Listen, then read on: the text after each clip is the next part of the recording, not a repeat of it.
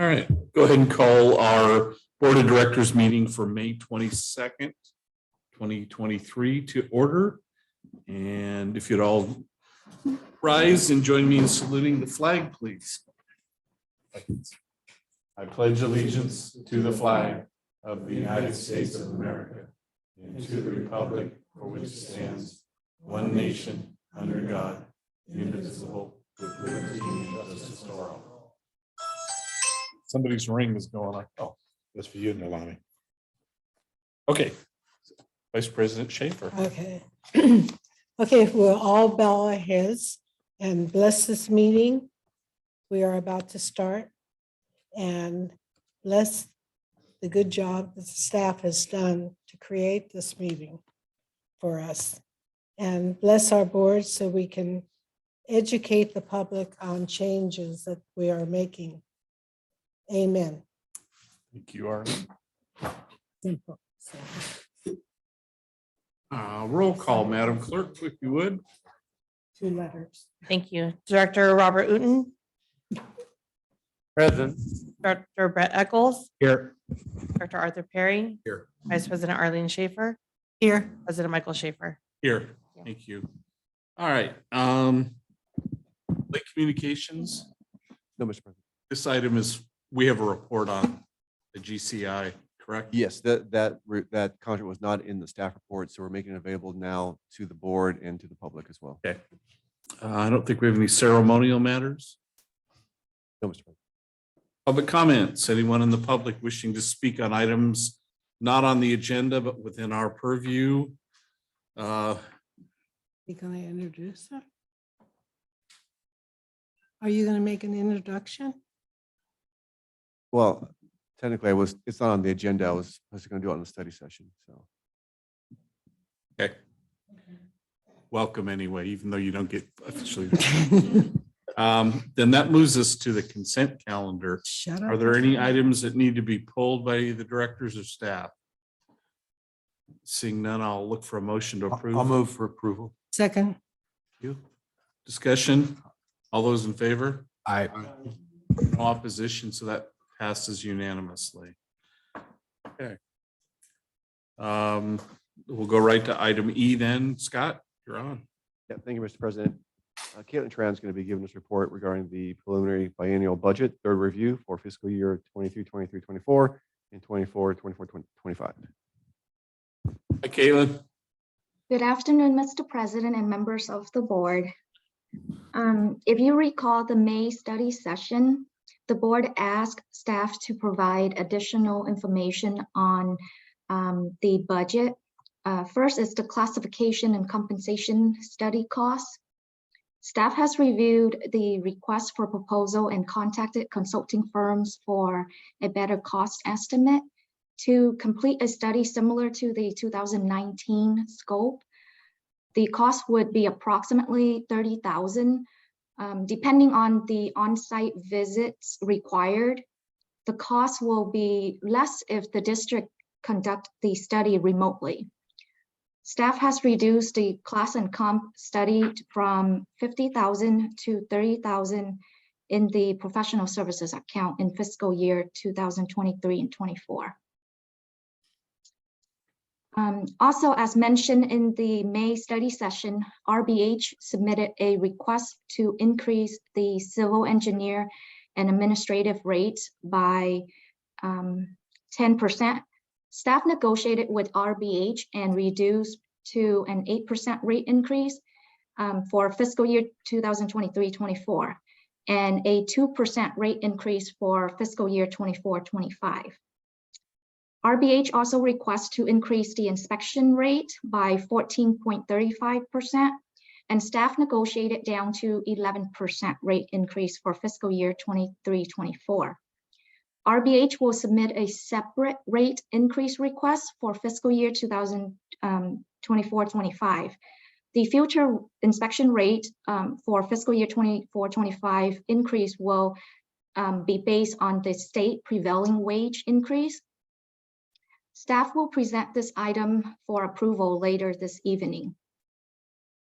For budgeting purposes, staff has increased the budget for the contract engineer engineering and inspection services to reflect the rate increases requested.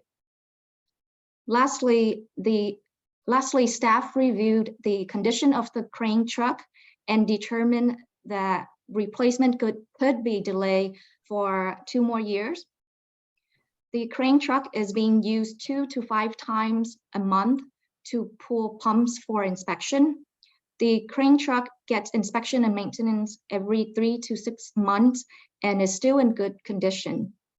Staff has removed the replacement of the crane truck from the fiscal year 2023-24 preliminary budget. Staff also presented the preliminary biannual budget to the Citizens Advisory Committee on May 10th and had no recommended changes to the proposed budget. I'm here to answer any questions you may have today. A quick question, Caitlin. We're going to look at the budget at the approval or disapproval at the June board meeting, correct? Correct. But yet on the RBH rate adjustment, they're asking for us to approve it this evening or disapprove it this evening? The board, we're bringing it to the board for approval. And if the board disapprove the rate increase, then I can go and adjust the budget back to the old rate. But for budgeting purposes, I threw in there calculating at the new rate. Okay. But in your staff report this evening, it says the increase, staff will bring this item to the board at the, oh, never mind. This is May. You're right. I mean, what you've got in your report is correct. I was thinking this was the June board meeting. I don't know why, because it's still only May, but never mind. We're rushing it. Thank you very much, Caitlin. Go ahead, Brett. Actually, because it takes me a few minutes to get caught up to you. So on that same RBH, so I just want to make sure I understand. I understand for budgeting purposes, putting in the rate adjustment, but it's going to be brought back to our June meeting for us to either approve or disapprove. I'm sorry about that. In my written staff report, it said staff will bring back to the June for board approval. But when I submitted this report, it was before staff discussion at last minute before we posted this meeting. Staff decided to bring this item to the May to tonight for board approval. Okay.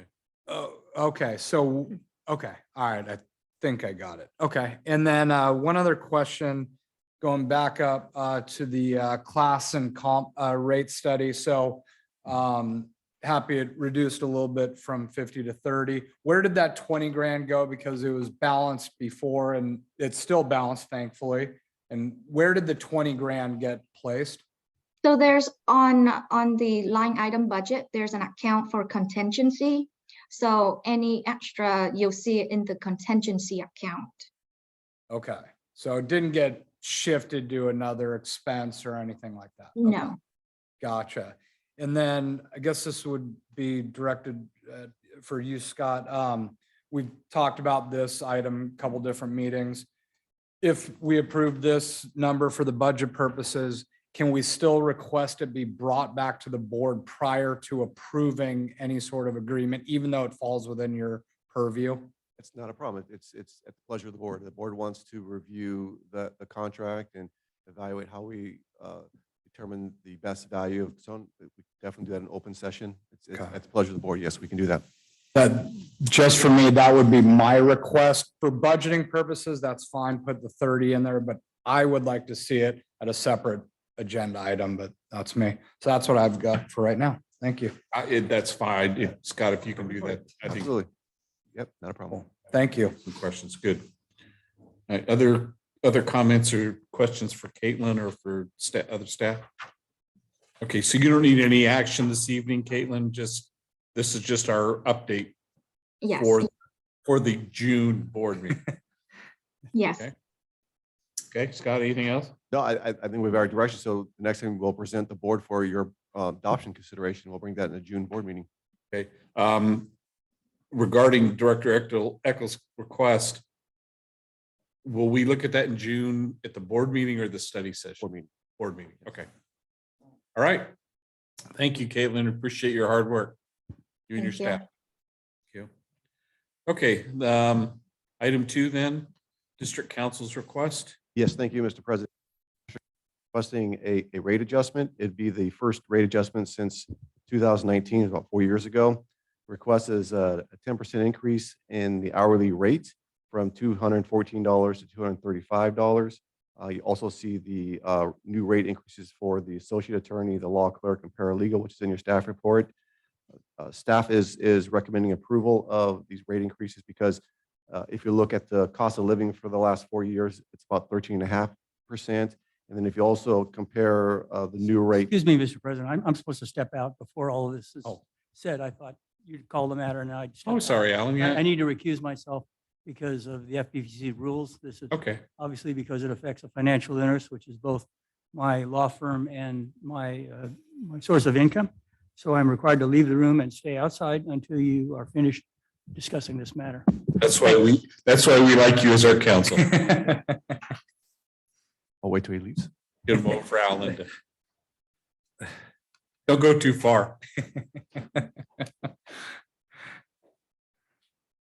Okay, thank you. I will proceed. So as you see, the requested new rates are in your staff report for the partner, senior attorney, associate attorney, law clerk, and paralegal. Again, staff is recommending these rate increases because they are still substantially lower than most lawyers' hourly rate for public sector. In fact, if you look in your attachment, there's a report from, I think it's called Clio, is the name of the company. They're a tech firm that provides legal services, and the going rate for attorney services for our government is about $325 an hour. So that's why even with the 10% increase at $235, we believe that's reasonable. So staff is recommending the board approve district council's request.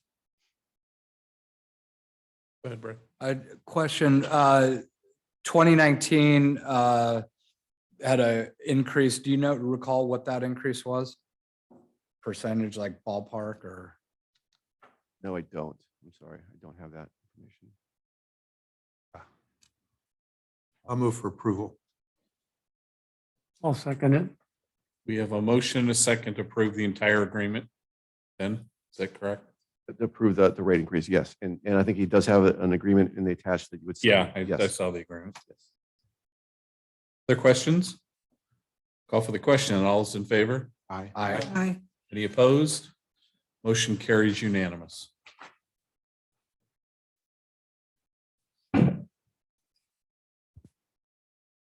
Okay, get back to the agenda here.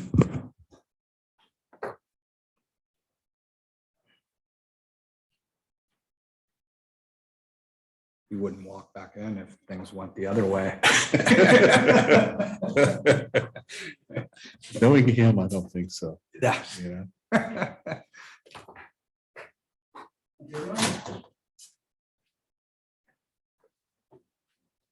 So I'm outside. Yeah, he's coming. He must have walked back in. Thank you, Counselor. Congratulations.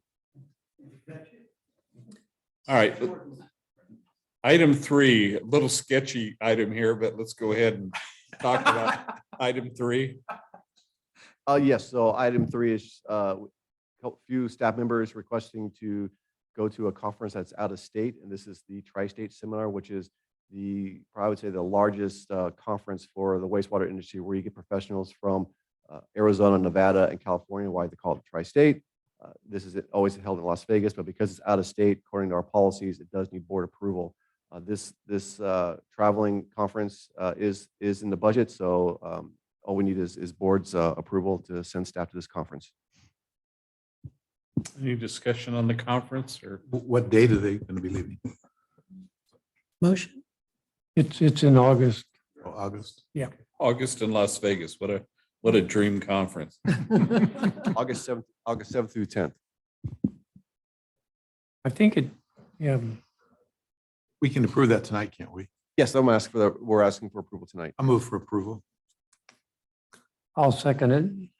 Motion and a second to approve 4 individuals at a cost of 4,600. I'd like to ask that the individuals make a report on their activities and what they learned at the conference.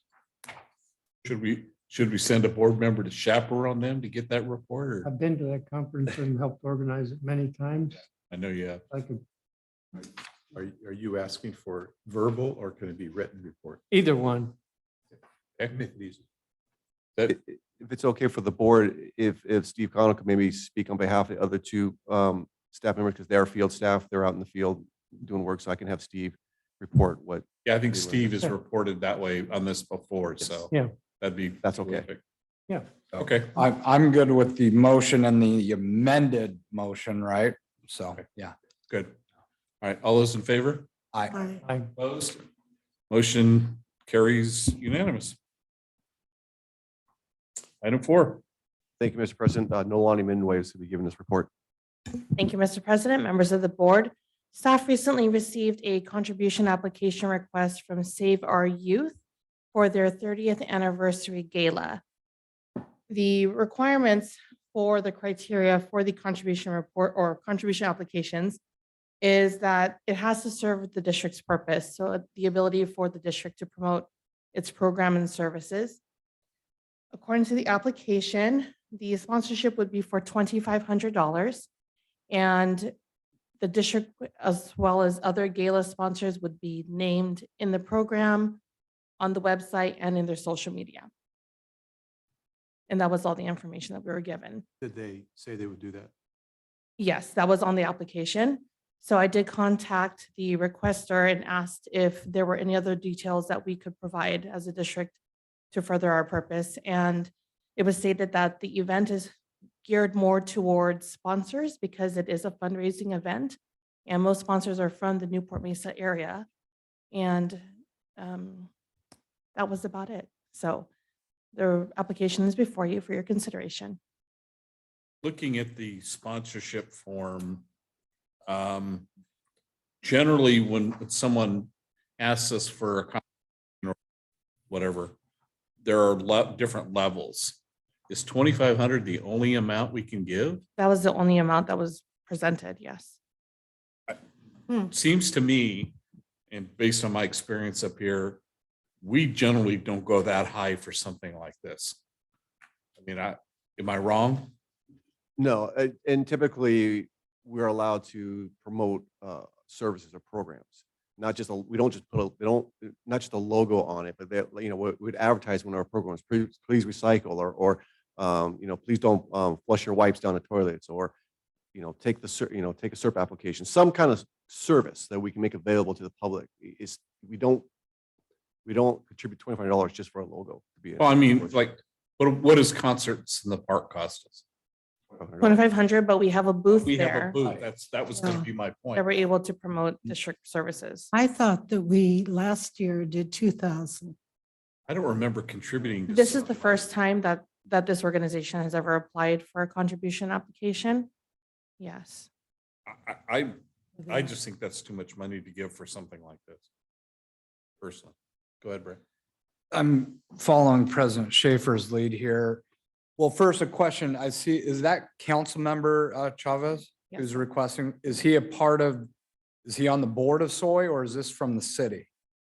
I believe that he's the outreach and program Does, manager. okay, that's one, but as someone who gets hit up, and I'm sure President Schaefer does in his business as well, for so many different advertisements, 25's, that's a big time ad, and I'm not so sure putting our logo on this thing is worth $2,500. The booth and having a presence and educating for these other events, I'm all for it, and I'm not opposed to this, but I would like to maybe see some other alternatives. Maybe we could table this for a future meeting, maybe go back to the requester, say, are there some other opportunities for us to help with this? 25 to put our logo on something seems a little bit excessive, but The event is scheduled for June That's the 16th. problem. I have a question. Do we have different levels that we project or we just? Do we have different levels? There were no other levels provided to us. I mean, can we assume a level? We only have a budget of 1,425 left to be able to provide for any contribution application. And so this sponsorship would be considered a general contribution, which we have $725 left in our solid waste fund and 2,125 in the wastewater fund, but we'd have to take that 50-50. So the most we could provide would be 1,425. And in doing so, that would, I would recommend $1,000. I was thinking more 500. But we don't know what their response will be. They may say, well, we can't, I don't know what their response will be. Yeah, for 1,000 or for 500, we're not even gonna put your logo in the program. Then we just, Do you? I think 1,000, because we only have 1,400, and we keep within the budget.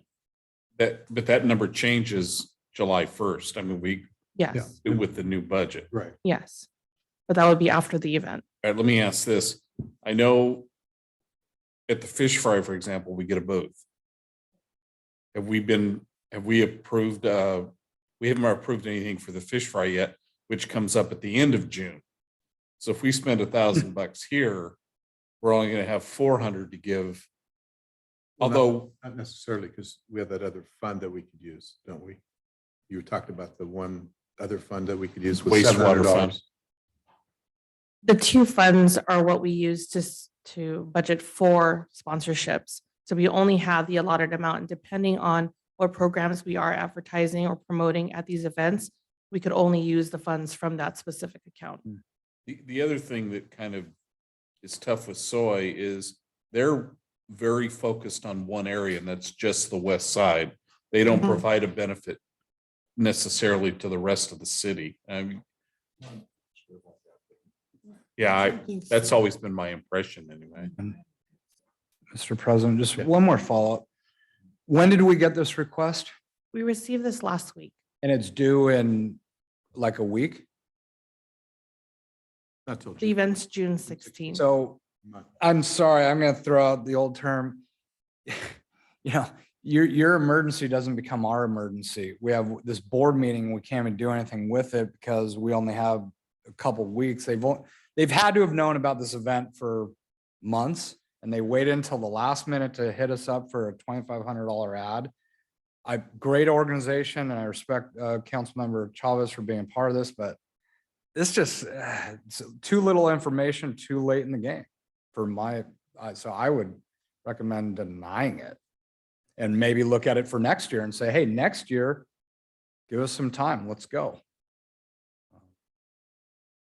I'll make a motion that Mr. President, just one other item Sure. too. If you give something less than the amount they want, in which you're going to get something for your money, and you don't get that for the money, then have you served a district purpose if you just give money and get nothing back? Right. I thought about that. Bob, you were gonna say something? Well, I was going to make a motion that we support this endeavor to the tune of $500. I'll second the motion. But The motion, I didn't hear. $500 instead of 25. And just a question for the maker of the motion, based on what council just said, what if they say, well, you get nothing at $500? Now we're in a bit of hot water. Can we? Well, reach out? it's. How about if we, Yeah, I'll make a substitute motion. You can amend that. That we support this. We support this at the $500 level with the stipulation that we get some notification, we get some recognition.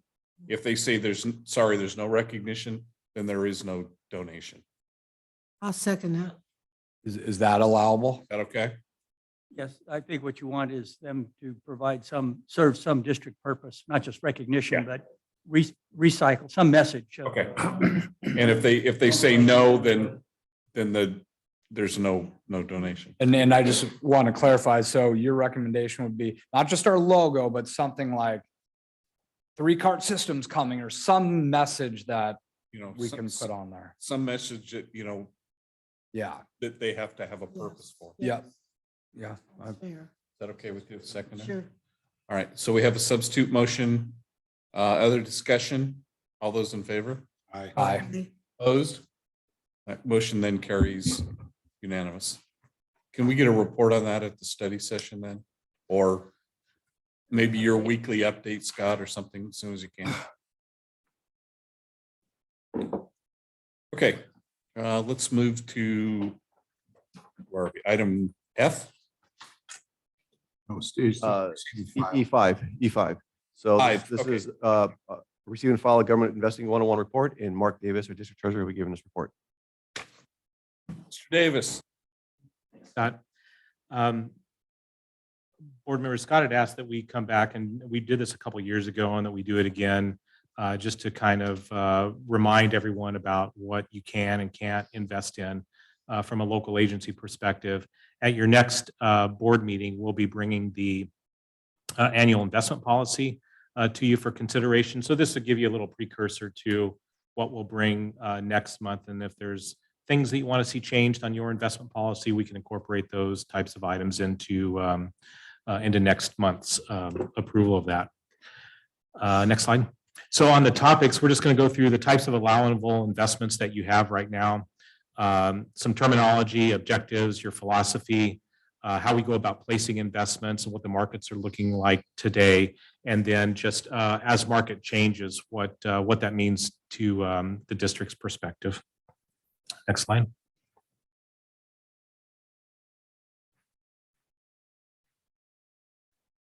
There we go. So this is out of your investment policy currently. And on the very right column, the government code, this is what is allowed for local agencies to invest in. And then you as a district have limited some of those types of investments. And that's what's shown under the two columns under the district policy section. This is by no means all investments that the government code allows you to invest in. I'll go over that in just a second. But right now in your existing policy, you can invest in treasury bills and notes, U.S. government securities. And government securities is where we spend a lot of our investments at. These are when we invest in the Fannie Mae's and the Freddie Macs and Federal Home Loan Banks and farm credits. Those are all government agency securities. Passbook savings accounts, probably we would, while it's an investment, we've really never put any dollars there. Probably would want to consider taking that off of your list. Certificates of deposit. Most of the government code allows you to go out 5 years, and that's the same case here with certificates of deposit. In the government code, you can have an unlimited investment in certificates of deposit, but you as a board have elected over the years to reduce that down to 30%, a maximum of 30% of your portfolio. Bankers acceptances, there's a limit of those can only go out for 6 months. And the government code allows 40% of the portfolio. We have reduced that to 25% of the portfolio as a maximum amount. As a matter of practicality, the board or the district has not invested in bankers acceptances really in years and years and years. Bankers acceptances are really what they are is they're really involved in import-export transactions. And you as an investor put some dollars up and you're really collateralizing or funding goods getting from point A to point B. So once goods maybe leave one country, get shipped across an ocean, get to the other country and they get unloaded, you would be able to collect on your acceptance at that point in time. They're pretty high, more higher risk than some of the other investments. And so as a matter of practicality, we haven't done anything with that. Commercial paper, the government code and the district policy are right in line with each other. Commercial paper is really unsecured securities, unsecured investments in commercial organizations. We have not invested in commercial paper at all in a number of years. Negotiable certificates of deposit, you do see these on your investment holdings that you have right now. They are just like certificates of deposit. The only difference is they're traded on the secondary market. So certificates of deposit, you go in, you work directly with a bank and you buy your certificate and they're going to pay you a set interest rate for a set period of time. And at the end of that period of time, you're going to get your money plus interest. Negotiable certificates of deposit, you can trade those. Exactly the same type of thing, but if I wanted to get rid of it, I can sell it through a broker and get whatever the market value is at that point in time that negotiable certificate of deposit. Medium-term notes. This is a longer-term commercial paper, if you will. All commercial organizations, right now you've got 3 medium-term notes in your portfolio. When we do invest in medium-term notes, they need to be a little bit higher quality. They have to be at least A-rated or better to invest in by one of the 3 rating agencies. Right now, your portfolio or your policy as it lines up to the government code is the government code allows 30% of your portfolio to be in medium-term notes, and you as a board have moved that down to only 20% of the portfolio. We have a very small percentage right now with only 3 small investments in medium-term notes. LAIF, everybody's familiar with that, Local Agency Investment Fund. It's a local government investment pool. It's capped. LAIF's cap is $75 million per account. You can have multiple accounts at LAIF. Each of those accounts could be up to $75 million. You as a board have limited that to we only want 50% of our portfolio as a maximum in LAIF at any one point in time. Shares of beneficial interest. These are mutual funds, money market mutual funds, as well as your CalTrust and Class investment that we had just recently invested in. No change between your policy and the government code on that. Supranational securities. This was something that got added 2 or 3 years ago in your policy when it was a new category that was added to the government code where we could invest in World Bank types of things as long as the investments were US dollar denominated. We put it out there. We've yet to do anything in supranational securities, and there's not a lot that are out there as available for investment. We do look, we do see if there's anything out there, but have not put any dollars there. You've also limited your amount that you would have in the portfolio to only 15% of the portfolio. The government code allows up to 30%. Next slide. And just looking at the items that are in your allowable investments, really from a risk perspective, the board has really been very conservative in how it wants to have its investments. So we're very low risk, moderate risk. Moderate risk are all the commercial type items or the bank type items, where we're really focused on the creditworthiness of the organization or the creditworthiness of the bank before we invest. Everything else is very low risk.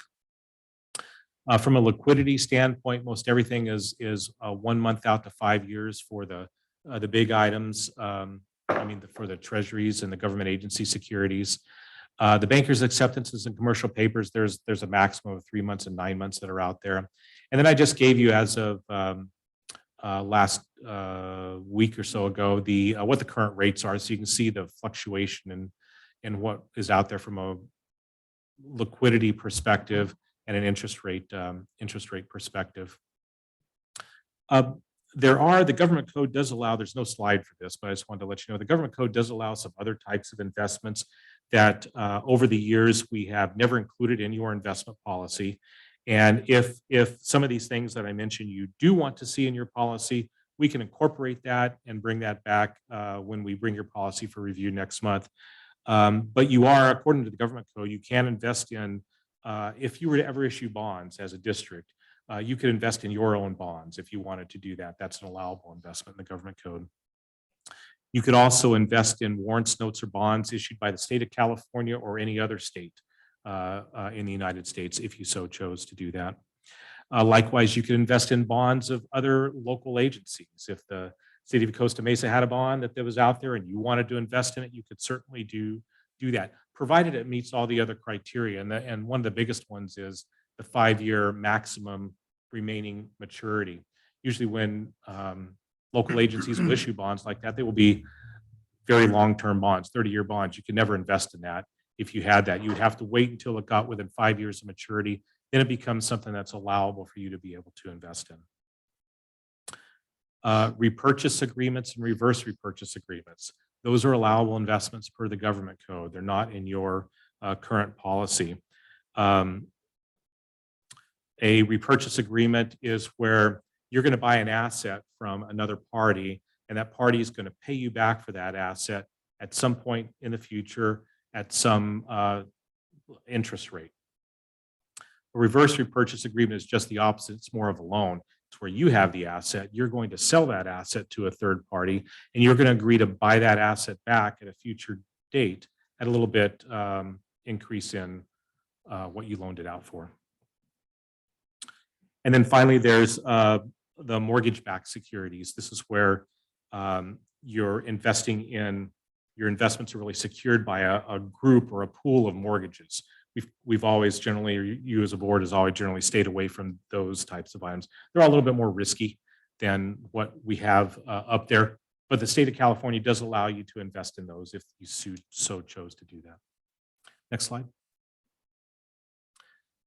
Just very quickly on some terminology, when we do have the quarterly call out on the investment report, sometimes I'll use terms like coupon, which is really just the interest rate on a particular investment. When we talk about cost of investment, there's really three components that make that up. There's something called par, premium, and discount. Par is really the face value of the security that you're buying. And most of the time when we buy securities, they are at par. We're only buying for the actual face amount. But on occasion, we do buy securities at a premium or a discount. Premium, we're going to pay a little bit more than the face value of that asset, of that security. And we're only going to get the security back, or the face value back at maturity. So it's really, when we buy something at a premium, it's going to be a higher rate security that we end up buying. And so that when we deduct off the dollar amount of the premium at the end of this life of the security, it still results in a rate that's probably an interest rate that's probably better than what we could have got at the time. But it's rare that we buy something at a premium. I just don't like paying more than what the face value of security. Discount, we do that more often. This is where something is underwater that somebody is selling. We'll buy it less than face value, and we're going to get the full amount of the security when it does mature. A bullet is a type of investment that you own from start to finish. It never changes interest rates, and it never changes. There's no other features tied to it, where it's like the next two items, where there's a call feature or a step-up feature. It's just a fixed amount for a fixed period of time. In your portfolio right now, you do have a number of callable securities, and those were really put out there when interest rates are a little bit higher. There's lots of stuff that gets issued at call, because if rates are going to go down, the federal agencies will want to call those securities back, because they're going to want to stop paying the higher interest rates, and they'll put out new securities at a much lower rate. A step-up is, we currently don't have any investments that have step-ups in them. A step-up is where there may be a security that every a certain period of time, maybe once a year, that interest rate that we had got on the security will increase. So for the first year, it might be 1%, second year might be 2%, third year might be 3%, or something like that. Those are all allowable types of features that investments can have that we may or may not have in the portfolio. Purchase date is just the date which we actually purchase an investment. And sometimes the purchase date actually happens before we actually get the investment. Next slide. And that's the settlement date. The settlement date's the date we actually pay for the investment, and when it becomes an asset of the district. We do have a custodian for your portfolio. That's an agency that is holding all of your securities. All the securities are in book entry form. They're all electronic. There's no paper. There's no physical thing that you get. It's just in cyberspace out there. So we do have a custodian that holds all of that electronic paper for you. And one of the key components on that is the very next item, delivery versus payment, is when we purchase a security, the company that we purchase security from is going to deliver that security to our custodian. We're going to deliver the money to the custodian. The custodian's going to take a look at the money, going to take a look at the security and match it up and say, yes, this is what the district bought. I'm going to go ahead and release the funds for that security. If it doesn't match, then the custodian doesn't release the funds for that security. They're kind of a second check to make sure that we're getting what we think we're going to be getting. And then laddered portfolio, that's where your portfolio right now is somewhat laddered. We have tried to stagger our maturities over the 5-year period in somewhat of an even distribution. Although, as I was talking with Mark just a little bit ago, with the big project that's coming on, that's probably going to change a little bit with, and so that there's going to always be funds available to meet some large capital contributions. Next slide. The objectives in your investment policy right now, you have 5 of them. There are the California Municipal Treasurers Association really recommends you have 3, and those 3 are safety, liquidity, and yield. We've put in over the years 2 more. We put in legality and diversification. And so the way when funds get invested, we go through those objectives. So when we make a decision on what we're going to invest in, we look at the legality of the investment first. Is it allowable under your investment policy? Next, we'll look at the safety of what it is that we're going to invest. You know, if it's a negotiable certificate of deposit, we'll look at the bank. We'll look at the creditworthiness of the bank through some services that we subscribe to that allow us to see assets that the bank is holding, how leveraged the bank is, how they've been rated by other outside parties. The downside of a little bit of that when we look at banks is it's a little bit out of date. It's about 1 quarter behind. And lots of times, as we've seen in the last 3 or 4 months, a lot of things can happen with banks very quickly. The next item is then we look at liquidity. We want to make sure that we're meeting the liquidity needs of the district. So you always have funds available to pay your bills and to meet the operating reserves that you have in your operations code. Then we'll look at diversification to make sure that we're not always buying the exact same investment time and time again. We don't want all our eggs in one basket. Diversification kind of went a little bit sideways during COVID time because the federal government was buying up a lot of the agency securities. So the federal government was investing a lot in Fannie Mae and Freddie Mac. So we couldn't invest in those. They were taking any Fannie Mae and Freddie Mac that was out there. They were taking them all. We didn't allow us to diversify as we would like to. So once those first 4 items are all done, then we'll look at yield. Then we'll go out and find the highest rate investment that we can get. Next slide. So from a philosophical standpoint, your policy right now, we look at the investments and we evaluate those at the time of purchase only. We look at the objectives we just talked about before we end up placing an investment. And then the philosophy has been very passive. It's been a buy and hold philosophy. There have not been looking at the portfolio day in and day out to say, okay, what can I sell now? Can I sell anything in a gain? Can I reinvest it at a higher interest rate? Most of your portfolio right now, because you are in fixed income securities, is underwater by a lot. And it's going to stay that way for quite a while as interest rates stay high. So you have a buy and hold philosophy that's in your policy right now. Next slide. So when we place investments, we do use broker dealers, and there's allowable broker dealers that are out there that can be used. We limit that to only 1 broker dealer for every 5 million of portfolio. And the reason for that is so we don't have all the brokers calling us wanting your money. And so if we already capped out on the number of broker dealers that we have, then we can just say, sorry, we can't take on anybody else. The people that we do business with do have to review your investment policy. They do have to acknowledge that they're only going to offer investments that are in accordance with your policy.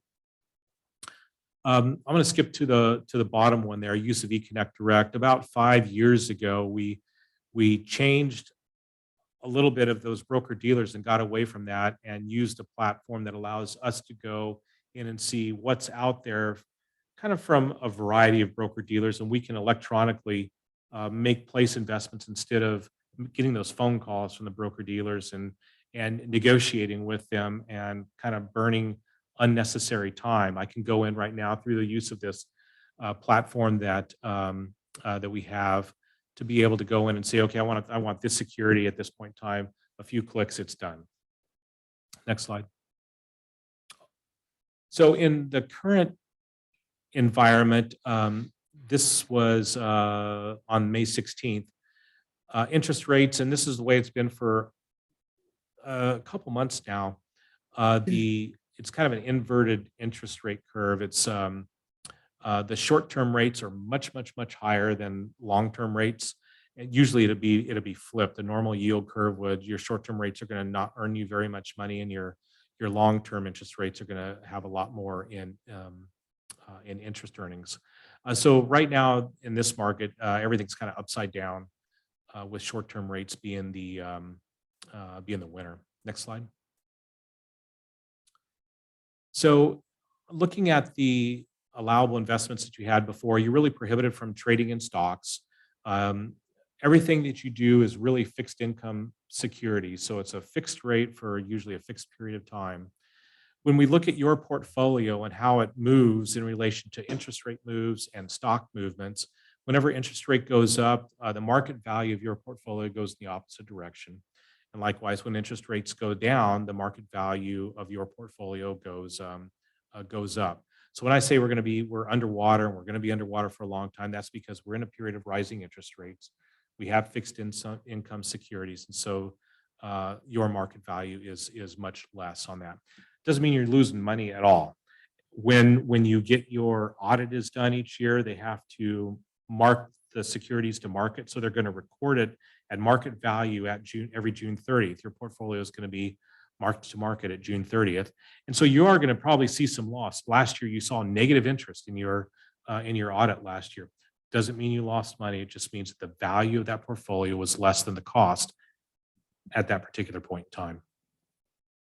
On your relationship to stocks, again, it's an inverse relationship. So stock prices go up, bond prices go down. All the bonds that we invest in are the federal agency securities, so they go inversely from the stock prices. Next slide. And that's really it. We'll bring back the investment policy next month. You're going to get a red line version of what the changes are, as well as a clean version. There will be a resolution that will come with that for consideration and adoption. With that, I'm available for any questions you may have. Felt like I was back at Orange Coast in Economics 101, Mark. Good job. Just a curiosity question, I think more than anything else. The slide that showed the percentages, and we're limited percent in LAIF. Do you know what our percentage is right now? Yeah, we can look at the investment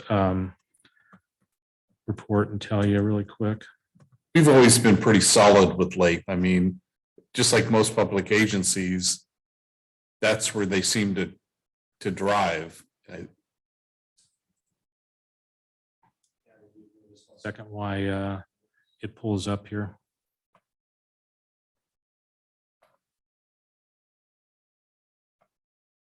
So in LAIF right now, you're at 24.4%. That's about where we've sort of stayed in that range, haven't we? It's high. It's a little high right now, and the reason it's high is you've just got your annual charges in April. Yeah. Big dollars that come in, and we usually keep those pretty liquid because you're getting ready to go in your dry period where you're not going to have really any decent revenue until November. So we need to keep that really, really short. So we put that into LAIF, and it's not as high as it had been in years past because a few months back you added class to it, and so we put some dollars in class. It has the exact same liquidity, same daily liquidity, but LAIF is paying 2.4%, and class was 5.9. Class is paying right at 5%. That led me to what my second question is, if you guys will indulge me. Class showing a 5.9 is pretty impressive, but is that due to them being brand new, or is that and people being interested in them, or is that just their performance is that good? No, it's pure timing. Absolutely pure timing. It has nothing to do with really what they are investing in. They're investing in the exact same things that we can invest in, but the difference is they started at zero last year. And so the market's going up. And so they have nothing in their portfolio. Right. So when they're buying this stuff, they're all buying 4% and 5% securities right out of the chute. And so we're able to earn a little bit more because we were on the front end of that wave and we're kind of riding that wave a little bit with them. Whereas Lathe had billions of dollars already on deposit that had all bought a lot of it during COVID times and much lower interest rates. So it's got a lot of weight there that's holding it back a little bit. But because Lathe has to be very liquid, it will move up and down faster than our Faster. portfolio. We will, yeah. Okay, thank you, Mark. Good. Bobby Axelrod. Oh, Mark Davis. All right. So just for the general idea, so when you say we're underwater, our portfolio is underwater, just for anyone who's wondering, it's kind of like a home, like it's only underwater, but if you sell it, that's ultimately the point is we're not losing money. We're just the value is down until it all matures. Am I reading that correctly? Absolutely correct. Yeah, it's just like when you open your 401k statement, and Yeah. as long as you're not selling anything, you're not losing any dollars. But right now, our portfolio is 1.16 million under the market value is 1.16 million less than what we paid for the securities. But because you have a buy and hold philosophy, you're never going to lose that money. Right. Yeah, but with all those 401k statements, you just don't open the envelope. You just put them on the shelf and- Yeah. and wait. Just collect dust. So then next month, you're bringing back kind of a red line version. So am I correct in assuming there might be some recommended changes we're going to want to look at our overall strategy portfolio? Is that? If you choose that you want to, absolutely. The changes that I'm bringing back are very, very benign that you're going to see next month. The only change is the LAIF amount is going up to 75 million, which is already reflected in that slide. And that's really going to be it. Some changes in the year that's good for. I'm not proposing any other changes, but it's your policy. So there are these other types of investments that if you decide you want to see in your portfolio, let me know. We would end up adding that during that meeting, and you would adopt it with those additional changes. We'd make sure that it gets reflected in the policy and then sent out to our broker. So what I would be curious about, you're the expert. If there, I mean, interest rates they're not going to go down anytime soon. You know, they're only going to probably go up or level off. The market is the market, and we're not playing in the Axelrod market. I get that, but the general market will fluctuate. I mean, I would be curious if you say, hey, guys, here's some recommended actions. I would love to see that in our next meeting, like based on your experience and based upon all of our guidelines and all that. Say, hey, here's one or two. Is it your one good idea a year? Say, here you go. I would love to see that, and we could either take action or not. You know, just something. So, because I mean, like I said, the rates aren't going anywhere anytime soon, one way or another, probably. There's just certain things going on in the market that we do know. So, based on your experience. Okay. One of the things that, as we bring that back, that we keep in mind is that your portfolio is small. And so it fluctuates from about 18 million to 24 million throughout the year. It goes up and goes down as your annual charge comes in and as you spend down. So there's not a lot to do other types of things that's out there, but I'll certainly, you know, what other agencies do and see out there, I'll certainly bring those. Maybe you might want to put that in, you might want to have it in your portfolio, but we may not invest in it too. And that's happened before. You know, you've got commercial paper in there, you've got medium-term notes, commercial paper, bankers acceptances, and CalTrust is in there, all of which we don't have any dollars in. Yeah, awesome. All right, thanks, Mark. I appreciate your comments on the supernaturals. I don't think anybody's really, I don't know of any public agencies that are dumping a bunch of money into supernatural, you know what I'm talking about? Supranational. Yeah. But I think there's some potential there, just based on my stupid knowledge. So that's something I think, well, I appreciate you keeping an eye on that, and I think you do. So That's true. And the ones you see that are investing there, and there's not a lot of opportunity to invest there. You know, a bond has to be put out. that meets the specific criteria. And there's only like 3 organizations that they're considering and that are allowable you can invest in. So one bond has to be put out that's going to be in those organizations. Then when we do see it come out, it's really those public agencies that have very, very, very large portfolios Yeah. that can take on that risk. Yeah, I would. Just a little bit risk that we, at the size of your portfolio, I just don't know is warranted.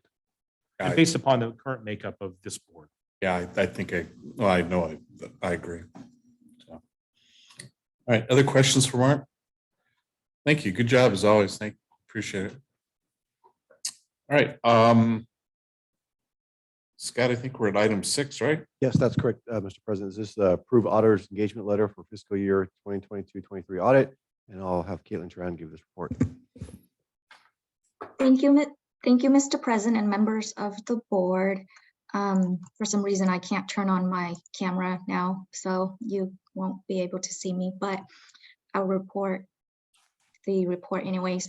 The fiscal year 2022-23 is coming to an end, and in preparation of the fiscal year end audit, the firm Nigro & Nigro PC has issued an auditor engagement letter disclosing their responsibilities under the U.S. generally accepted, there you go. Under the U.S. generally accepted auditing standards and the government auditing standards, and the state controller's minimum audit requirements for the California special districts. The preliminary audit is scheduled for tomorrow, May 23rd, and the final audit will begin in October this year. The financial statement will be issued toward the end of the calendar year. And that concludes my report. Any questions for Caitlin on the audit letter? My question is, what year is this with Nigro & Nigro? Is this the 3rd year? Second year. So we have them 3 more years, or If right? we want to extend, extend the contract. Okay. Other questions? Then we'll get a motion to approve. Move for approval. Thank you. Thank you. Discussion. All those in favor? Aye. Opposed? Motion carries unanimous. Thanks, Caitlin. Thank you. Okay. Mr. Isker, I think you're up. Honorable Board, thank you for having me here tonight. My first, what I want to discuss is basically real quick overview, because I've got a couple of other items, but Wilson Street is completely done. All of our manholes have been raised to grade, and the contractor is one of our manhole frames and covers, and so we're back charging the contractor for that work. But that being said, that I'm anticipating any day, I keep saying any day, city will be submitting invoices to us to get paid for several projects. The sewer siphon 335 project, it's basically done. There's about 3 or 4 items left to do. I'll talk more about that in my 3rd item tonight. The Eldon Force Main design. The consultant has already started gathering utility drawings, project documents. They're reaching out to the various public agencies.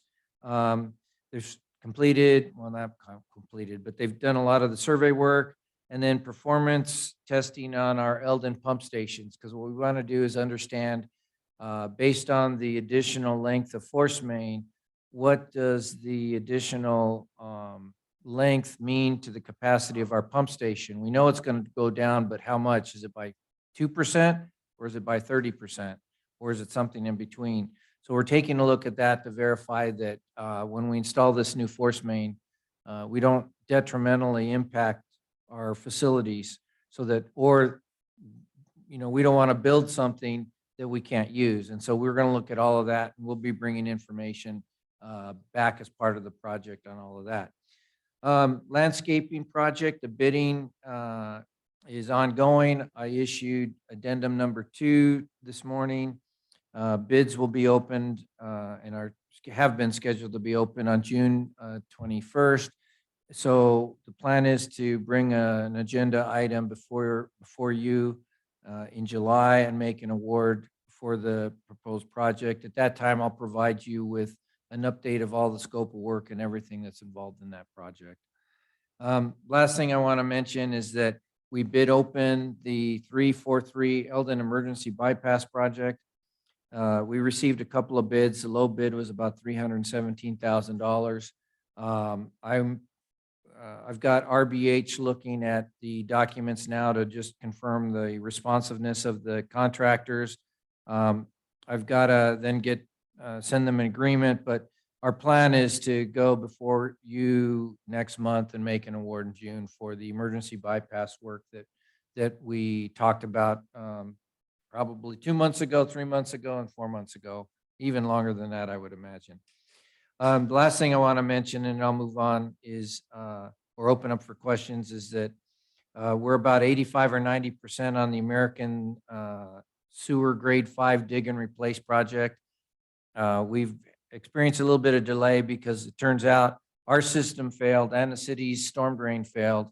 And so we have to kind of do the two projects together, and we're taking responsibility in the leadership on the project. But we'll be submitting plans to the city engineer for review, comments. I'll be doing the same thing, and then we'll probably get something out on the street next month sometime.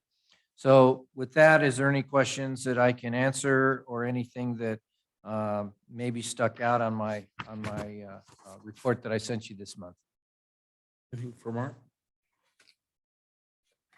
Think you're safe? Thank you, sir. Guess I'll move on to the next item then, if it's fine, okay with you. Yes, sir. What I'll be asking you for tonight is approval to increase the RBH rates. As you recall, back in August of 21, I requested and the board approved I guess a 2-year agreement with some extensions, and we had a rate schedule at that time. It's been a couple of years now, and as you know, rates have increased, or the cost of living has increased quite a bit. I'm going to say probably 10, 11% since that period of time. And RBH is asking for an increase in the unit costs that they charge the districts. And so I will ultimately request or suggest to you to approve those increases. Why are they asking for the increases? Number one, the state of California, the prevailing wage has gone up, particularly for the inspector, probably about 12% over that same period of time. And they will be asking for an 11% increase. So they're asking for a little bit less than what prevailing wage has gone up over that period of time. Likewise, CPIU for the urban area, Los Angeles, Riverside, and I can't remember what the third area was, but they've gone up about 10% since we entered into the agreement. And as Caitlin said in her report, RBH requested a 10% increase this year. I don't want to say we pushed back, but we countered with 8% and then asked for additional information as to why they think they are entitled to 10% or whatever they're asking for. And when they came back with the counter proposal, they went ahead and seemed to be accepting our 8%, but they also wanted 2% for next fiscal year. So based on CPIU increases over that time and increases in the prevailing wage, that's the rationale behind the increases that they're requesting. I have a couple of fee schedules from other engineering firms. Just so you know, I guess I wanted to mention that we're getting a heck of a deal, I'm going to say, from RBH and Associates. Most engineering firms charge well over $200 an hour. For example, Moran, they're about a 10-person, 8-person consulting firm. For a project engineer, they charge $181 an hour. Their senior engineer is $196 an hour, and principals are in a neighborhood of $243 an hour. RBH, in comparison, the current rate is, I think, $130 an hour. It's in the financial review section of the agenda report that I submitted. He's asking to move up 8% to a little over $140 for next fiscal year. And then he's asking for an additional 2%. So the total after 2 years would be $143.20. That's nowhere close to what market is right now for civil engineering hourly rates. I think it's because of the longstanding relationship. He charges his other clients closer to what market value is for engineering. Likewise, another one I have is GeoEtka. They charge almost $300 for principal engineer. So those are just a couple of examples of rate sheets of firms that we've hired or potentially could do business with that are smaller firms. And so I just wanted to give you something relative to show you that even though they're asking for 8% or 11%, depending on the position increase, we're getting a heck of a deal. The financial section review, there is a proposed rates, and I don't know if you have any questions on it, but it's all laid out there, and I provided an example of the principal engineer, and I think we get charged for most of Mike's time. And that or the inspection, I can't tell you which one is a little bit more. So that being said, my recommendation is that the Board of Directors approve the RBH proposed rate increases that are effective July 1st. Is it just the engineer that gets, excuse me, the inspector that gets prevailing wage? Yes. Nobody else is under prevailing wage? Yes, Mike, RBH, that's the only position that they have in their employee that falls under the prevailing rate, a portion of their. what they That's bill based us. on, it's based on some regulation or some state regulation? Yeah, state of California defines what positions are prevailing wage, and it's anything from a laborer to inspectors to survey parties. They're also prevailing wage. We generally, either Mike will hire a survey firm or we'll hire a survey firm, and we have to pay them prevailing wage. But there's certain, I'll say, positions, construction-related positions that fall within that state defined category. Okay. Just curious. Did you want to add anything to that, District Council? I would only say that the Department of Industrial Relations, the Labor Standards Board, they have lists of positions that are prevailing wage categories, and if it's not on the list, you can request a determination as to whether it's on the list. And it used to be those had precedential value, meaning you could look at it from another agency and say, okay, well, street sweeper or whatever. But they've changed the law so where you can't rely on that anymore. You have to ask every time Okay. if it's not on their list, whether those other categories are prevailing wage categories or not. I was surprised that the clerical part of it isn't prevailing wage. I don't know why. Wouldn't clerical generally be prevailing wage too? No? Do you know, Diana? I'm glad it's not. I mean, don't get me Plenty of wrong. overhead they throw into the prevailing wage rate. But Yeah, yeah. clerical itself, Okay. to my knowledge. Move. Yeah, thank you, Mr. President. So we're on the prevailing wage. Where'd the 12% come from? State of California, they publish the rates. I think it's every 6 months. And so the rate in 2021 was one number, and hold on, I could probably dig that up for you. It's all right. I mean, basically, so based on that information, you're saying prevailing wage rate from 21 to 23 has gone up 12%? For the inspector. For the position, inspector. Yes, and RBH, as I mentioned, is it requesting 11% increase. And is that inspector an employee or a subcontractor of RBH? They're an employee. And have they always paid this employee prevailing wage or more than prevailing wage? I think, well, I don't, well, I'm going to say they have paid this when they're working for us, and this employee came to work for us when their last inspector left. He's been paid prevailing wage. I can't speak to the previous inspectors. Because just because prevailing wage goes up doesn't mean their salary went up. I can share that inspector, surveyor, they added a few categories recently that weren't prevailing wage categories before. And if he's required to be paid prevailing wages, then he has to be paid prevailing wages. Right, but back in 21, they could have been paying more than prevailing wages to that inspector. And that My may, own people get more in prevailing wage. and that's a good point, and it could be that they are being paid more than prevailing wage, but that's also probably why he's not asking for the full 12%. I'm assuming there's, Well, he's asking for 11. I mean, Okay, I mean, super. Then the agreement that was ratified in 2021, how long is that agreement for? I don't recall exactly, and I'll have to get back to you on that, but I'm gonna say, I believe it was 3 years plus 2 one-year extensions, I believe. Okay, so this agreement would come up in 2024? I don't recall.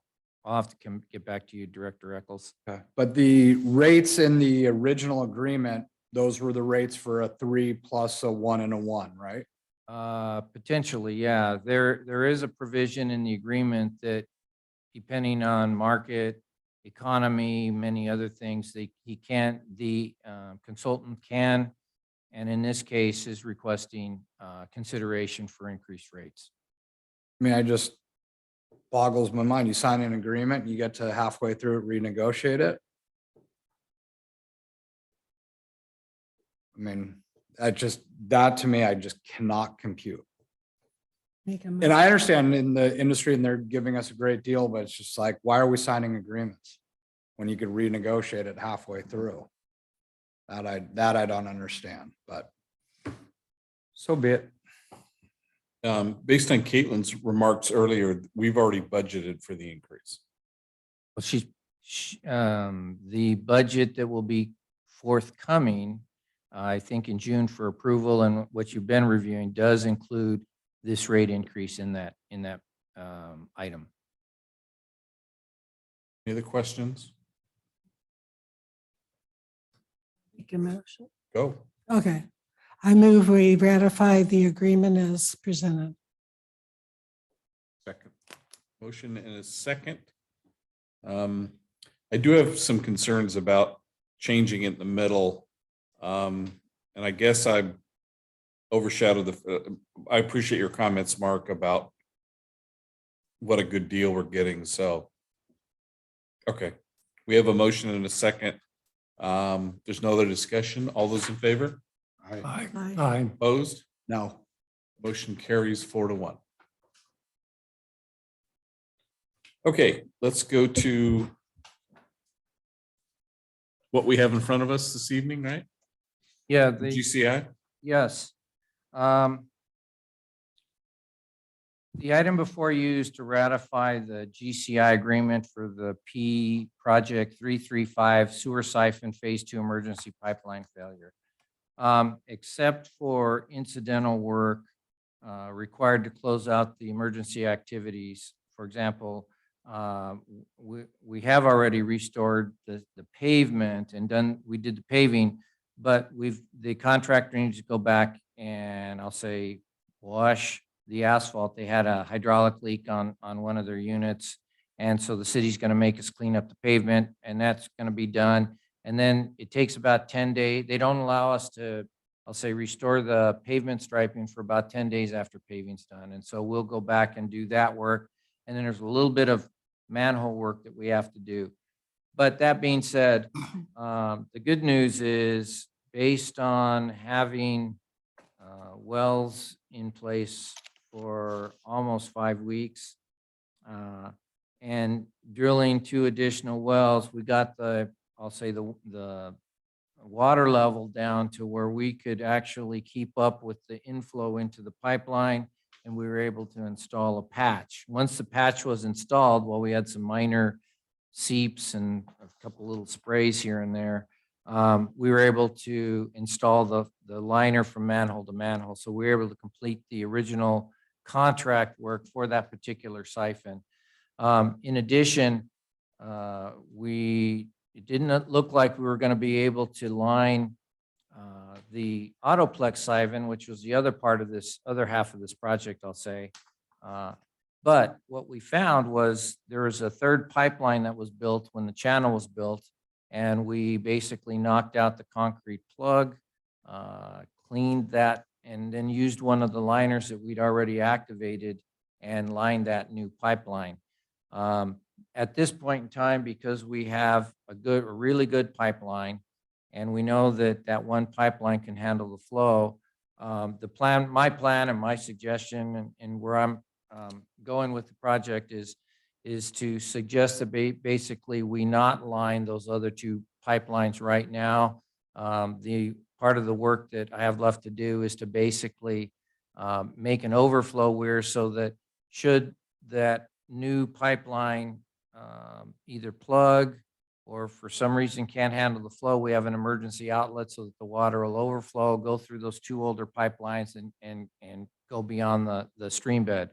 So because we've got redundancy, we've got a way to get the water through, I don't believe we need to do anything else at this time. And I'm going to suggest we actually take a closer look at that. And then perhaps with the last phase of projects, we go and try to line one or both of those remaining pipelines at the Autoplex siphon. That being said, I don't know, because we just finished the work a little over a week ago. I've got RBH trying to gather all the time and material tickets, the invoicing, the inspector, I'll say logs, so that we can take a look at all of that. I don't have an accounting of the total expenditure. I'm hoping that it falls within the approved amount that was approved back in April by this board. Worst case, we did drill a couple extra wells that weren't part of that, but depending on how everything falls, I think it'll be, this whole project will fall between the money that was approved, which is like a $628,000 and a $700,000 mark. But I'll have to come back before you because I don't have an accounting of all of that right now. We're in the process of doing that. And that sort of is what I mentioned in April. And then again, at a subsequent update at the study session was, there's so many things going on so fast. And because it's an emergency and we got to get out of the public street, it's hard. None of this is being bid. So I don't have every little dollar right now. So bear with me. But that being said, the item before you tonight is to approve ratification or is to approve the following: ratify staff negotiated and approved one-time materials contract with GCI Construction to provide emergency construction services, including dewatering, well installation, and related services. I will back up and say, because of the negotiations, getting legal counsel review, general manager review, and everything, I didn't have the agreement available to include with the agenda report. It's been added to the agenda report. It's on our website, and it is available to each of you. We left you a hard copy on your podiums there, and I'm willing to answer any questions regarding that contract. But basically, it's our standard contract. Although it's T&M, the markups and everything that the contractor could charge us is based on our existing boilerplate. And so there are a lot of limitations on what they could charge us and how much they can charge us for that. So I guess what I want to say is recommendation is for the board of directors to approve the following: ratify staff negotiated and approved one-time or a time and materials contract with GCI to provide emergency construction services, including dewatering, well installations and related services. Direct staff to bring the in situ form change order back before the board of director for ratification. And again, on that one, I don't have any costs to bring back to you, so I'm going to have to bring something next month for you to consider. And then direct staff to provide a final project update and review all of the expenditures. That concludes my report. I'm available to answer any questions you have. I have, Mr. President, and one other finding you need to make with all of this is to approve that there's a need to continue with emergency work on an emergency basis, and to ratify that, all of these actions by a 4/5 vote. Okay. So my comment is this, and bear with me, in the world of insurance, there's something called cause. Approximate cause is the leading effect or the leading cause of something happening. Okay, you light the match, you set the house on fire, right? Earthquake knocks the gas line over, causes an explosion, and there's a fire. In this report, several times the word pipeline that failed. Have we considered or have we talked to SDRMA about filing a claim for these damages yet? I have to consider that. I'll have to think back to you. Don't consider it, do it. Okay. Well, I will say, we did an analysis, back in 2018, 2019 timeframe. That report did say that there were defects in probably all but 2 of the siphons, and those are the last 2 that we haven't done that didn't have the defects. Okay. And what we didn't know, and obviously between 2018 and now, that pipe has experienced excessive corrosion, and whether it's, I'm going to say it's corroded to the point where it failed. We just didn't know it failed until we got out there. So corrosion in itself isn't covered. I mean, it's a inherent vice is what we call it. So the corrosion might not be covered, but the proximate cause, and that's where I'm going. If the proximate cause is that thing breaking, right? Something broke and caused a flow. So the proximate, even though, back to my example with earthquake, even though earthquake might have caused that gas line to rupture and catch fire, fire is covered, earthquake's not. I'm just, the worst thing SDRMA could do is say, sorry, you're not covered because of corrosion. Okay, so I would highly encourage us to go forward with a claim with SDRMA. Now, Do the that. first thing you start thinking about is, that's going to raise our rates. We don't do that at the property side. Okay, we do it on the workers' comp side with our employers mod, but we don't do it on the property side. So if we can get any of this back from SDRMA, I know how I'll vote on the board at SDRMA. We don't vote on claims, okay? But I know it's some extra work, and Diana, you're probably gonna have, but if we can get some dollars out of what we pay that huge insurance bill for, let's do it. Okay? Sure. Can you help with the terminology? Whatever you need. I mean, That's the key. you always dazzle them. If you can't dazzle them with your brilliance, baffle them with your something else. Yeah.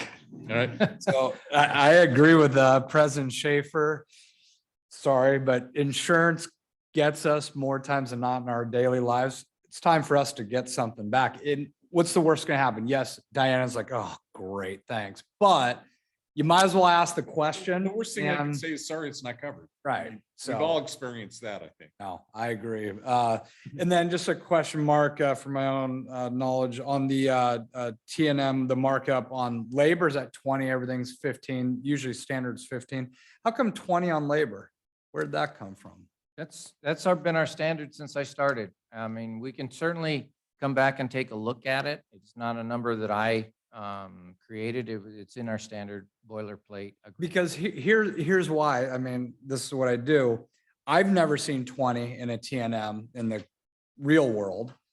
Also 20 on labor. That's the part where, sorry, contractors take advantage because who's out there with their stopwatch going, oh, that took you 6.5, not 8 hours.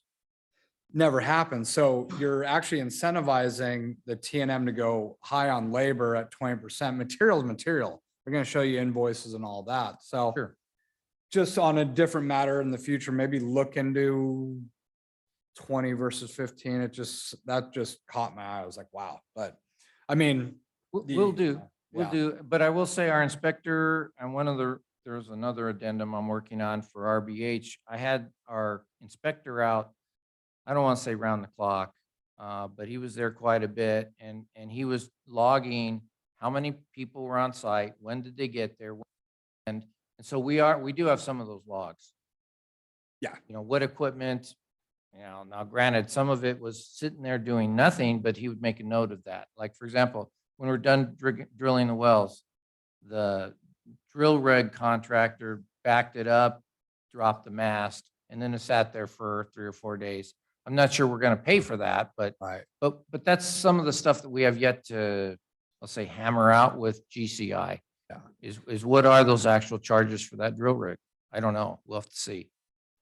Well, And Mr. President, if I could just add, that I'm probably the culprit that put 20% in some years ago. And it's probably in other contracts too, but what the purpose of that was to prevent what contractors were doing at the time, which was they charge you for lost bonding capacity, lost home office profit, and they threw so many factors in there. This was a way to get them to restrict what they could charge us. And they had to agree, we make them sign the initials. You're limited to the actual labor plus a percent. And it was to prevent them from overcharging us. So maybe we could find. Well, the contractors have figured out another way to manipulate this 20%. Just saying, it's not us, of course, but other contractors. But, so yeah, I would be curious if you could maybe investigate a little bit further on that for future agreements. And then, I mean, the agreement, it's an emergency thing, so great job. And I think everyone came together on this one. So thank you. Looks good. I think you guys really minimized what could have been so much worse. And I appreciate your efforts with the city and your efforts with Hotel California down here and everybody else. So what you guys did, I think everybody was well done. And sorry, is Caitlin still on? Can we budget a new toner cartridge for Mark's office for printing? Yeah. Little. I think she's ahead of you on that one. Director Uten. Well, just, what did the patch consist of and how did you do it? It's, Did you, You ever seen that guy on TV that sprays that black stuff all over? that's what I was wondering. it's basically a reinforced like a normal liner, Bob. Yeah. Excuse me, Director Uten. And then they put like a resin, they impregnate it with resin, and then, So it was internal. pardon me? It was internal. Yeah, it's an internal patch. Okay. So everything, we did not do any dig work on this. I was a little nervous that maybe I made the wrong call, and I was worried that we were still going to open up the street. And I was so happy on Thursday night when we got that special robotic unit down there and we were able to deploy the patch. I really had a good night's sleep that night. So it was Flex Seal. You got the guy. Okay, if there's no other questions, I'll look for a motion to approve our agreement. I'll first make the motion to approve the continue the emergency declaration and then approve or ratify this agreement. I'll second it. And we'll let Arlene have that, Bob, sorry. All those in favor? Aye. Opposed? Motion carries 5-0. Thank you. All right, Mark, you're back on. Anything else for us? Thank you, sir.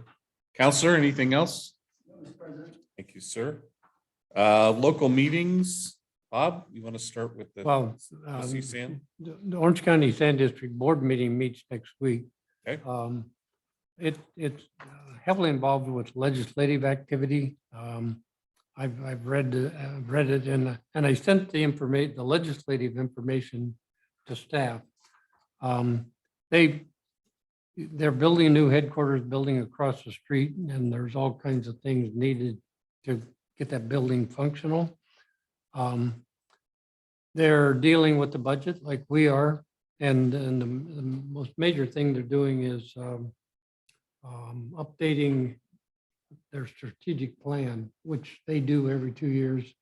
And they have staff that does it. So we're going through different parts of the strategic plan. I think we did the level of service this time, and we'll get iteratively towards adopting that plan, so. Just out of curiosity, I've noticed an OC Sand pickup truck coming down Alaska around my house every morning. Is that because of the ladies group? It's because of the orders on Alabama. Is that what it is? Sure. Okay, So what basically they're paying a lot of attention to that. or to my neighborhood. Tell them I appreciate that. No, Alabama Street. Alabama, it's, yeah. It's right across the street. All right. There were a significant number of, I think their goal, they have goals of near none odor complaints. And plant number 2 is pretty much achieving that. Plant number 1 is not. So they had quite a few odor complaints from Alabama Circle, and they brought the people over and they determined, and Yeah. that's what I used to do. It was the truck loading facility. So normally the truck goes in, there's air curtains or they can close the gates and load the truck and it goes away. They brought in longer trucks and they couldn't, they with a trailer behind the normal truck. And so that was an area, and I forget the second one. But the public was able to identify what they were smelling. Certain members of the public. Art has already informed me Sarfin meets next week. Next week. Okay. ISDOC, anything to report from ISDOC? ISDOC, I need to get the new, they have a meeting, but they're having trouble getting into it. I didn't go to the last meeting because we had what do we have? We had a study session and at this ISDOC. So that was my choice. So, but ISDOC, Gina's going to give me the new Zoom. I have to have it for tomorrow morning. And I talked to Heather, which was up in Sacramento, and she said that, it's the same, but I can't get in it. And I've had more trouble. I spent about an hour and a half trying to get into, and then they had trouble. I think it was the light, the weather or something. Really? Yeah, I participated in the meeting, and there really was nothing really to report that benefits us anyway. How about CSDA? Anything? Yeah, CSDA, of course, we just finished having our big legislation days. And Gina and I both went to that, and that was good.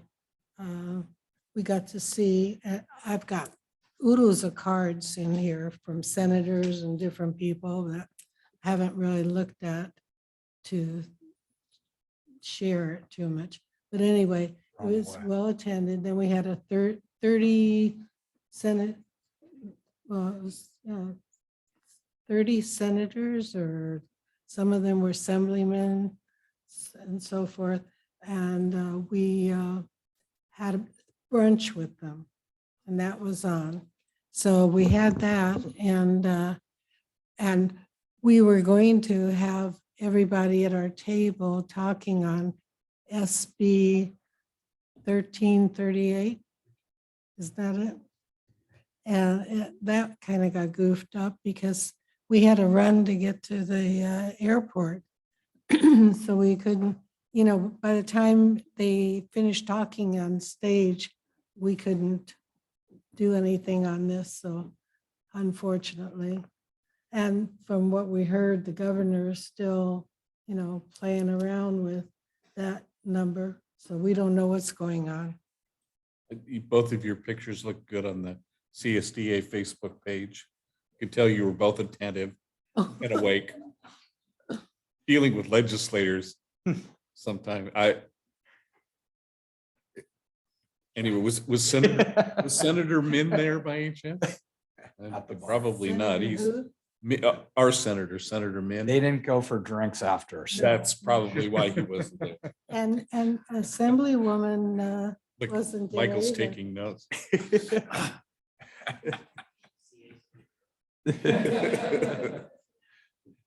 So anyway, that's about it. Good, thanks.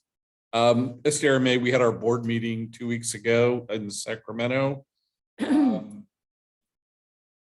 Nothing really to affect us. We did have our two brokers who handle our excess and surplus lines, and I'd like to paint a rosy picture about what's coming down the pike for the next couple of years with rates, but there is no rosy picture. Fortunately, workers' comp is holding its own. I mean, workers' comp rates are staying pretty stable, but property and casualty, because we're in California, but this was the first meeting that I was able to attend and meet the new CEO of SDRMA, Brian Kelly. I think Brian's going to do a good job for us, and we'll see how that all goes. Okay, other meetings. I know I did Waco. I think we all did just Waco. It was okay. Yeah, it was pretty good. Hopefully they're getting some of those Waco meetings. I don't know about you guys, but maybe Bob has the technical knowledge and whatever they're talking about, but I feel like I'm back in grammar school and some professor is talking to me, so hopefully they'll It's skip. mostly water. It's all water. Yeah, I it's all was being done. water. I know what you were doing. Okay, anything else? Any other meetings, anybody? All right. No old or new business, so we'll go to oral communications and director comments. Anybody? Good. I'm going. First, thank you to all of our staff led by Scott and all those who aren't here to take time out of your Saturday, your day off, to go work an event in our community says a lot about the quality of leaders we have here. So my thanks to you to be out there and do a great event. I don't know what the final numbers were, but I know there was a lot of cars, and whoever was clicking, we were within 5 or 10 cars of each other, but great event that a lot of us got to attend. And it's also neat to get to know you all outside of these four walls. So my thanks to you, and I've now unfortunately been to 2 memorial services in the last week, and the common theme at both was lead from the front, and our staff does that, led by Scott. So thank you. Thank you for the comments, but I can't take the credit. It was really done by my staff, Nalani and her staff, and everyone. They did it. I did nothing. Wow. I just followed what they told me to do. Hey. So but they did a great job. Yeah. And actually, we had 477 vehicles. They were successfully gave away over 1,600 bags of composting, over 50,000 pounds. So they successfully got rid of all the composting. So they were still having people coming in at noon o'clock, and we had to turn them away. So they're sorry, there's no more. So it was great. Well, and just to tag on, if you don't mind, with Yeah. not just, obviously, I think we're all grateful, even new employees participate in this stuff, so. Yeah. 1 week, I put her to work. I think we need to also thank our partner at CR&R. Yeah. I mean, Yes, I'll. those guys were, you know what amazed me the most about that event, that thing. I hate to say this, but you guys looked like you were having fun. I mean, all of the staff looked like they were having a good time. So, now that 477, right? Vehicles, yes. Did that count the bicycle guy? Nice. Guy rides up on a bicycle with a little trailer on the back to get his 2 bags of compost. No. So did that include the guy that didn't check his ID and went around and got bags too? Okay. But it was a great morning, and I know then you double dutied with, Love Coast Mason and all. So great job. And I think it's a great event, and I'd like to certainly continue to see the shredding is made part of it, irregardless of what the city does. So, but awesome event. My thanks to all of you and everyone not here. And then finally, for those sports fans, next week, the day after Memorial, for a week long, the community is holding the Newport Mesa Soccer Classic. AKA former Pilot Cup, former Lions Cup way back when. But just doing the scheduling and bracketing now, we'll have 177 teams from over 30 of our elementary schools, which means about 3,000 little ones running around Jack Hammett Sports Complex, Costa Mesa High School, and Davis Elementary for a week-long soccer tournament. And it's a great, great community event. Anyone who wants to come out and see a bunch of, I always recommend go to the bronze 3-4 games, because you'll have these little third graders who've never kicked a soccer ball before. And the comedy is awesome. And my daughter's coaching one of those teams, so it's going to be awesome. But great community event. So if you're either want to come attend, go check it out, or just avoid Fairview for that week, because it is going to be traffic central. So we're excited to see that though next week. So thanks, everyone. California schools practicing already. Yeah, Practice 3 yeah. days a week, Monday some of through these schools have been practicing all year. It's become You know the coach? kind of gnarly. No, I don't know, coach, but we pick up our grandson. after Nice. Practice. Awesome. So Great event. thanks, everyone. What's the date of that? Remember? What's that? What's the date? So it's May 30th, the day after Memorial, Tuesday through Sunday of next week. And Sunday is the championship game. So actually a lot of dignitaries from the city and school board will be there, and invite everyone to get up there and present some medals to some deserving kids. It's awesome. Well, I used to referee soccer for my grandkids, and it is a comedy. Yes, it is. Now, yeah. So your role as a stand-up comedian was derived from you being a soccer ref? Is that what you're saying? Well, I have enough material for jokes. Hey, we'll have over 400 games to referee. You could come out of retirement. Yeah, take well, I a crack at have a pink referee. Not fair to the, that's not fair to the kids, Brett. I remember one time a lady came running out of the stands at halftime, said, "When are you going to start reffing this game?" Awesome.